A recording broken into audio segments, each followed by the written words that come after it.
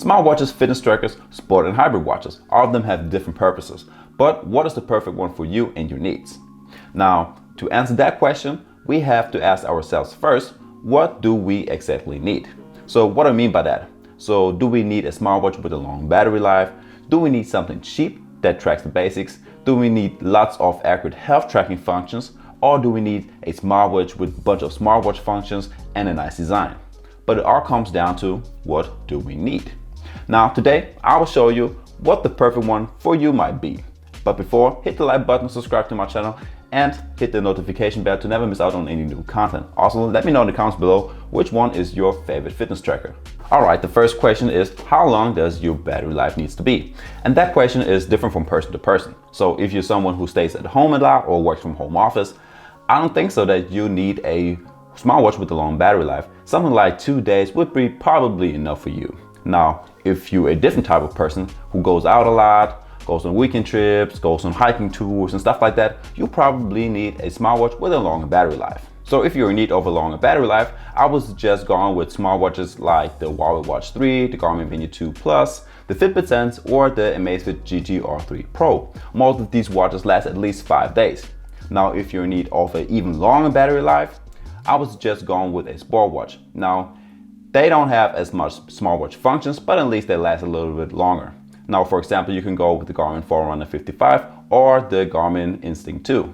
For everyone else who is not in need of a longer battery life, you can go with smartwatches such as the Fossil Gen 6, the Galaxy Watch 4, or the Apple Watch series. They last between like 2 to 3, 4, 5 days, something like that. Now, of course, if you just want to have a longer battery life, this list helps you as well. Okay guys, now that we answered the first question, let's head over to the second one.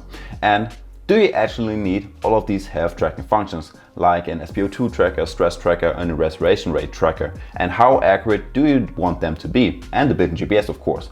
Now, there are a whole bunch of different smart, sport, and fitness trackers out there that all claim to have very good health tracking. But during my time of testing, I can only say that there are only a few that are very good. Now, do you need a very accurate heart rate tracking? Then I would highly suggest the Huawei Watch 3 and the Garmin Venue 2 or the Garmin Venue 2 Plus. Both of them were extremely good as I was comparing them to my Polar chest band during a couple of different running tests. If you're looking for something cheaper, you can also go with the Huawei Band 6 or the Fitbit Charge 5. Now, if you're not doing any sports, or if you're not in a health condition in which you have to track your heart rate 24/7 and don't need it to be that accurate, you can go also with some cheaper smartwatches such as the Fossil Gen 6, the TicWatch GT-H, or the OnePlus Watch.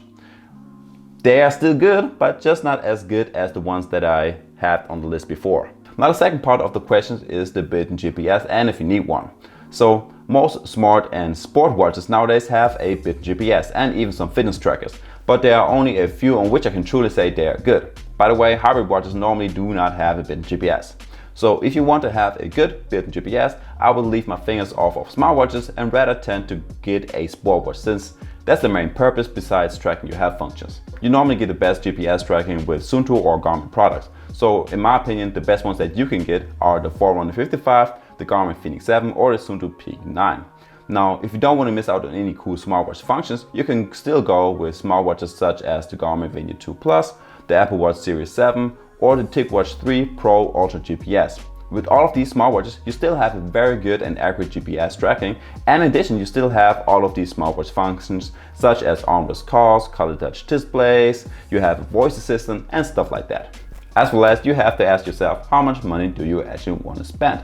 So for example, you want to spend less than 100 euros, I would suggest going for a fitness tracker instead of a real sport or smartwatch, since with fitness trackers you get a lot of functions for just a few bucks. Or you can go with an older generation. So for example, you can go with the Fossil Gen 5 instead of the Fossil Gen 6 or the Apple Watch Series 5 and 6.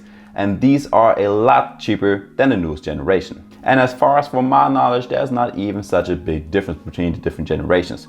And as for the fitness trackers, I would suggest going for the Fitbit Charge 5 or the Huawei Band 6. Those are a few of my all-time favorite fitness trackers.